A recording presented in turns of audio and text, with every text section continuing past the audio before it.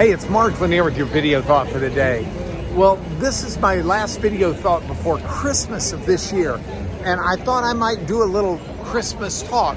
Now, I know that we have a lot of people who watch these who are Jewish and a lot of people who aren't really of any faith at all, and I always try and say something that's useful to everybody.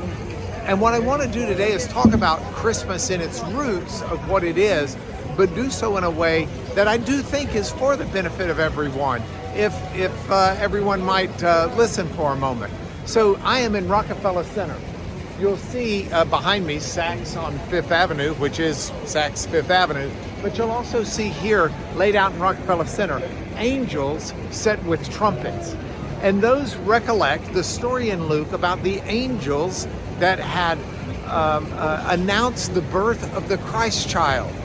Now, as a Christian, the birth of Jesus is absolutely central to understanding the significance of the life and death of Jesus.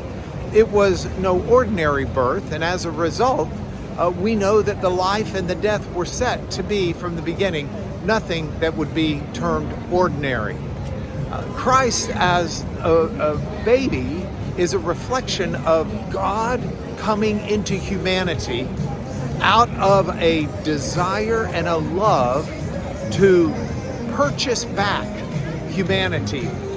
You see, God, as understood within Judeo-Christian thought, is a just God.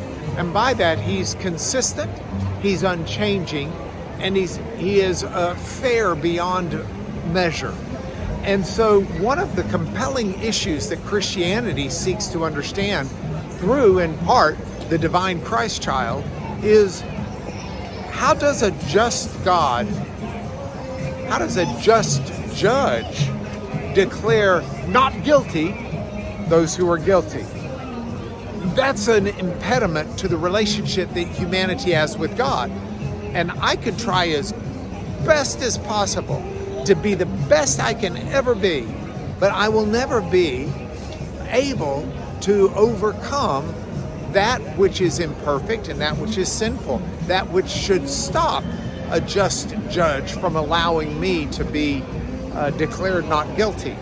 So God comes into this world in perfection, in the Christ child.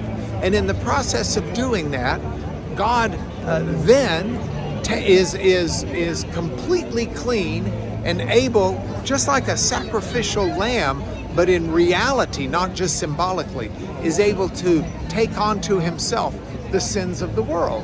And so that death of Christ takes meaning because of the life of Christ.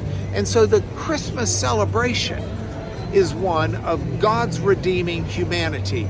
And that's what we've got here. If I take off my glove, I can point better. You can see behind me the Christmas tree at Rockefeller Center. Now this tree has got a star at the top.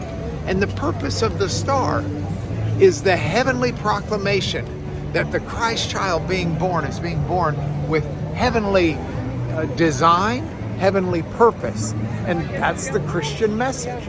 So Christmas is a celebration of God's love for humanity and God seeking out a peaceful relationship with those who have no basis for having peace with God other than God's intervention and love and his mercy. So through the mercy of God, a just God is able to declare humanity, those who come to him, at one with him. He's able to declare us not guilty.